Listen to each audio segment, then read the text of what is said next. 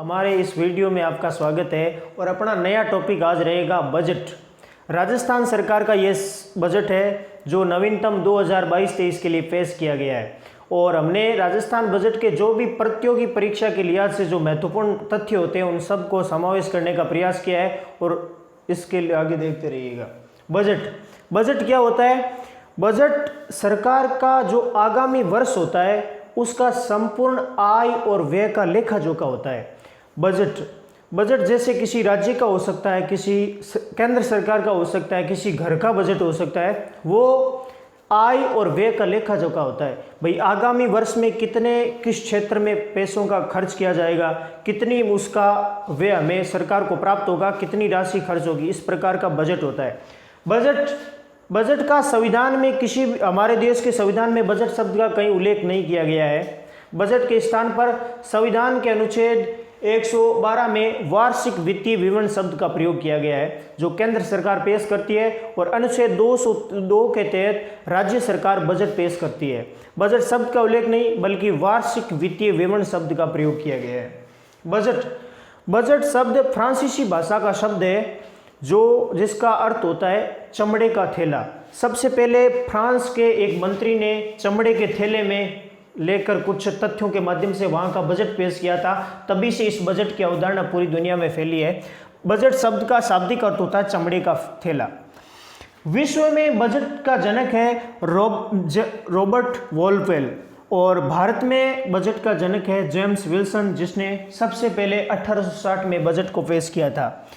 और भारत के संदर्भ में रेल बजट को आम बजट से पहली बार पृथक किया गया था 1923-24 में एकवर्थ कमीशन की सिफारिश पर। रेल बजट को आम बजट से पृथक किया कब? 1923 में एकवर्थ कमीशन की सिफारिश पर। और रेल बजट को आम बजट में मिला कब दिया गया? 2018 में विवेक दोहराई समिति की सिफारिश पर रेल बजट और आम बजट को दोनों को एक साथ शामिल कर लिया गया। अगला, राजस्थान में पहला बजट पेश किया था नाथूराम मिर्धा के द्वारा 4 अप्रैल 1952 को। एकदम महत्वपूर्ण फैक्ट, 4 अप्रैल 1952 को राजस्थान का पहला बजट नाथूराम मिर्धा के द्वारा पेश किया गया, जो उस समय राजस्थान के मुख्यमंत्री हुआ करते थे, नाथूराम मिर्धा। अगला, वर्तमान राजस्थान के वित्त मंत्री राजस्थान के मुख्यमंत्री ही है। दोनों पद है श्रीमान अशोक गहलोत जी के पास में, जिन्होंने 23 फरवरी 2022 को राजस्थान का 2022-23 के लिए बजट पेश किया है। बजट सामान्यतः एक वर्ष का होता है जो आगामी टाइम के अंदर सरकार आय और व्यय का ब्यौरा प्रस्तुत करती है। 23 फरवरी 2022 को श्रीमान अशोक गहलोत के द्वारा नया बजट पेश किया गया है, जो बजट की अवधि होती है 1 अप्रैल से 31 मार्च तक। जैसे राजस्थान का जो अभी का बजट है 1 अप्रैल 2022 से 31 मार्च 2023 तक का बजट है। इसमें क्या क्या महत्वपूर्ण फैक्ट है, जैसे देखिएगा 2022-23 का बजट राजस्व प्राप्तियां, जो प्रश्न फैक्ट में पढ़ते हैं फैक्ट के रूप में, राजस्व प्राप्तियां 214,977 करोड़। मतलब राजस्व में सरकार को राजस्व कहां से प्राप्त होगा? 214,977 करोड़, इतना राजस्व प्राप्त होगा, 214,977 करोड़। और राजस्व व्यय, सरकार कितना व्यय राजस्व के रूप में खर्च करेगी? 238,465 करोड़। ये फैक्ट होते हैं जो हमें याद रखने पड़ते हैं, 238,465 करोड़। और होता है राजस्व घाटा, सरकार को आगामी इस वित्तीय वर्ष में कितना घाटा होगा? 23,488 करोड़ रुपए, 23,488 करोड़ रुपए। और एक इंपॉर्टेंट फैक्ट जो परीक्षाओं में अधिकतर ये देखने को मिलता है, राजकोषीय घाटा। राजकोषीय घाटा वो होता है जैसे राज्य सरकार है, केंद्र से पैसा लेती है या किसी बैंक से ऋण के रूप में उधार लेती है, उसको राजकोषीय घाटा बोलते हैं। और राजस्थान के राजकोषीय घाटे के अनुमान लगाया गया 58,200 करोड़ रुपए का राज्य के घाटा होगा, जो राज्य सरकार की जो जीडीपी है उसका 4.36%, 4.36% होगा। एक शब्द है जीडीपी, जो सकल घरेलू उत्पाद बोलते हैं। ये होता है सकल घरेलू उत्पाद, ये होता है किसी भी राज्य या किसी भी देश की सीमा के भीतर उत्पादित वस्तुओं और सेवाओं के अंतिम मूल्यों के मौद्रिक योग को उस राज्य का सकल घरेलू उत्पाद कहते हैं। और राज्य का जो राजकोषीय घाटा है वो 58,211 करोड़, जो जीडीपी का 4.36% रहने वाला इंपॉर्टेंट फैक्ट। अगला, अब राजस्थान की कितनी योजनाएं, योजनाओं के बारे में। पहली योजना है इंदिरा रसोई योजना। राजस्थान की इंदिरा रसोई योजना 20 अगस्त 2020 को शुरू की गई है, जिसमें मुख्य नारा है कोई भी भूखा न सोए, जिसके तहत पहले इसके केंद्र थे 358 इंदिरा रसोई योजना के केंद्र।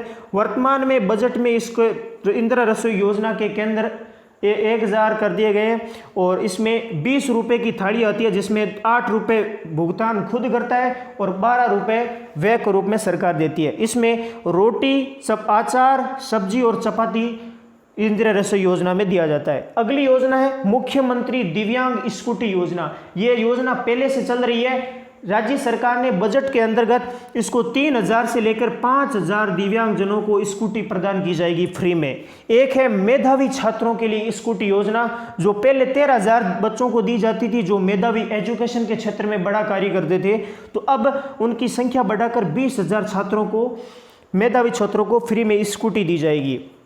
अगला है इंदिरा गांधी मातृत्व पोषण योजना, जिसके तहत दूसरे बच्चे के जन्म पर 6,000 रुपये की राशि प्रदान की जाएगी। इंदिरा गांधी मातृत्व पोषण योजना, इस योजना की शुरुआत हुई थी 19 नवंबर 2020 को। ये इंदिरा मातृत्व पोषण योजना के तहत 6,000 रुपये की राशि दूसरे बच्चे के जन्म पर प्रदान की जाएगी। अगली है पालनहार योजना है, जो भी कोविड-19 या बीमार के कारण जो बच्चे अनाथ हो गए, जिनके माता पिता की मौत हो गई है, 0 से 6 वर्ष तक के आयु के बच्चों को 1,000 रुपये प्रति माह और 6 से 18 वर्ष तक के बच्चे को 2,500 रुपये प्रति माह प्रदान किए जाएंगे। यह है राजस्थान की पालनहार योजना। आगे, राजस्थान के बजट में शिक्षा से संबंधित क्या नए प्रावधान किए गए हैं। अनुप्रति कोचिंग योजना, जो भी प्रतियोगी परीक्षा की छात्र तैयारी कर रहे हैं उनके लिए जो अनुप्रति कोचिंग योजना, पहले 7,000 बच्चों को फ्री में कोचिंग दी जाती थी, अब वो बजट में बढ़ाकर 15,000 छात्रों को फ्री में कोचिंग दी जाएगी। और प्रत्येक जिले में सावित्रीबाई फुले वाचनालय खुलेगा। प्रत्येक जिले में ये वाचनालय मतलब हर जिले में मतलब एक लाइब्रेरी खोली जाएगी बच्चों को पढ़ाई का माहौल उत्पन्न करने के लिए। जयपुर को एजुकेशन हब और जोधपुर को चिकित्सा का हब बनाया जाएगा। और बालिका की उच्च शिक्षा को बढ़ावा देने के लिए 19 जिलों में 36 कन्या महाविद्यालय खोले जाएंगे। इंपॉर्टेंट फैक्ट याद रखने योग्य, 19 जिलों में 36 कन्या महाविद्यालय खोले जाएंगे। मौलाना अबुल कलाम महाविद्यालय में, जिसकी स्थापना 2013 में हुई थी, राजस्थान के पहले शिक्षा मंत्री थे मौलाना अबुल कलाम आज़ाद विश्वविद्यालय, जो जोधपुर में स्थित है, जिसकी स्थापना 2013 में हुई थी। वहाँ सेंटर ऑफ एक्सीलेंस की स्थापना की जाएगी। खेल के क्षेत्र में क्या प्रावधान है बजट में। राजस्थान में पैरा खेल अकादमी जयपुर और जोधपुर में खोली जाएगी।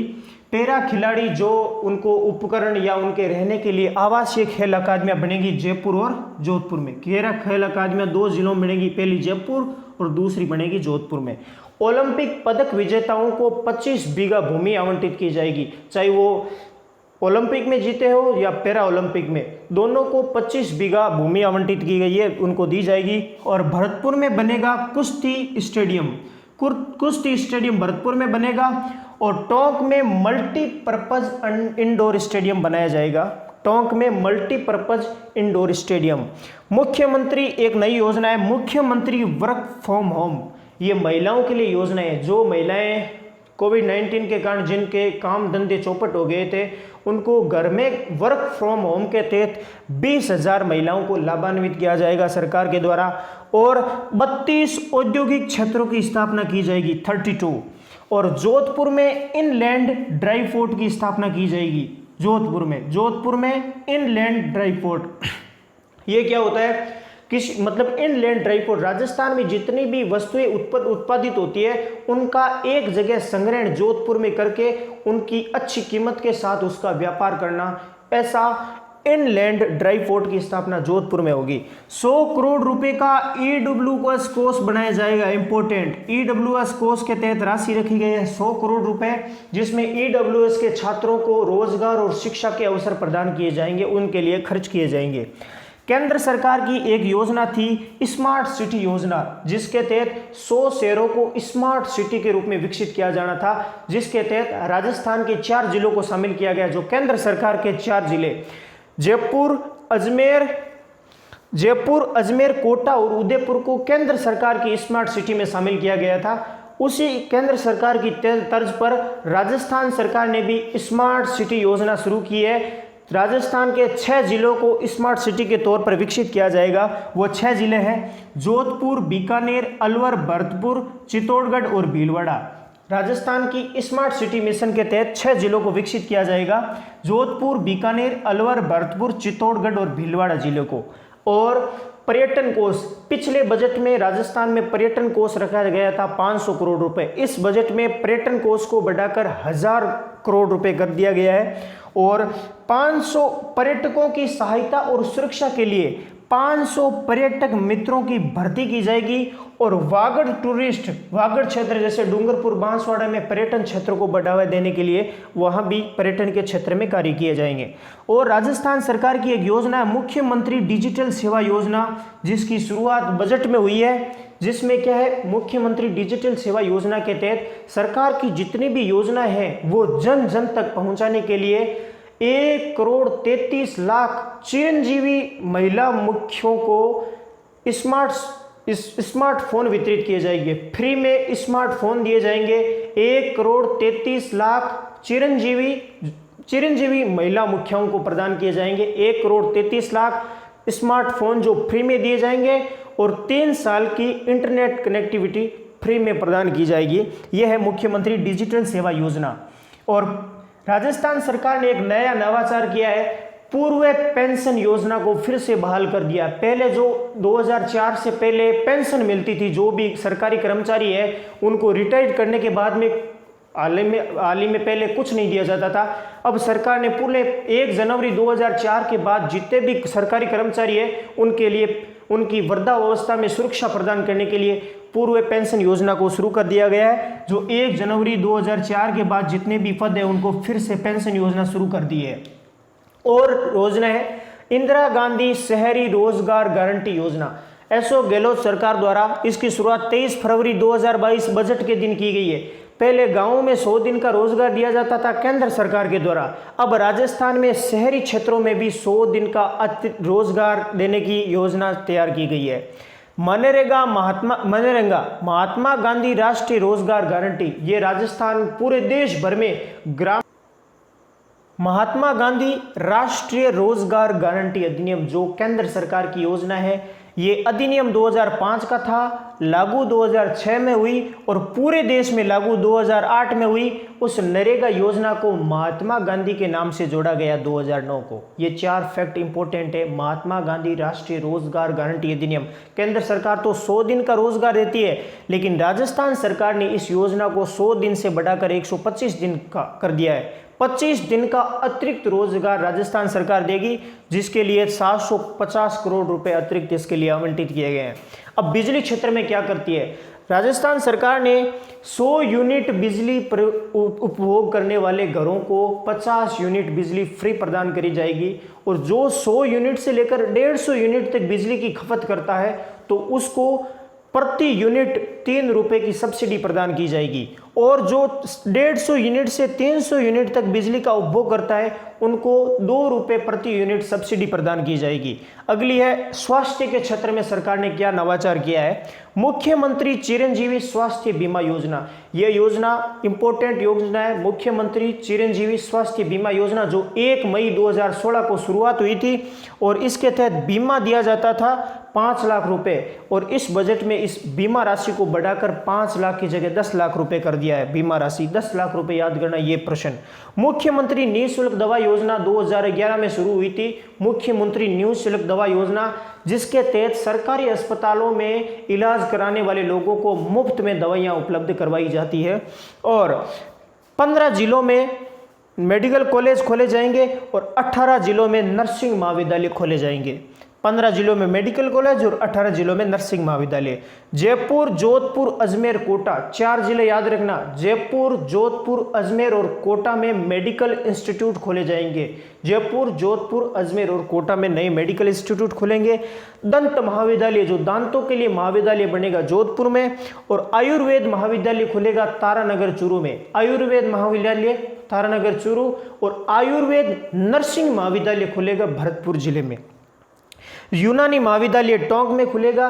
एक राजस्थान सरकार की योजना है शुद्ध के लिए युद्ध अभियान। इस योजना का आशय यह है कि जो भी दूध या घी से बनी मिठाइयाँ वगैरह है उनमें मिलावटखोरों को रोकने के लिए राजस्थान की सरकार की योजना है शुद्ध के लिए युद्ध अभियान, मिलावटखोरों को रोकने के लिए। अगली है रोड सेफ्टी इंस्टीट्यूट जयपुर में खुलेगा, क्योंकि रोडें बहुत ज़्यादा जयपुर में ही हैं।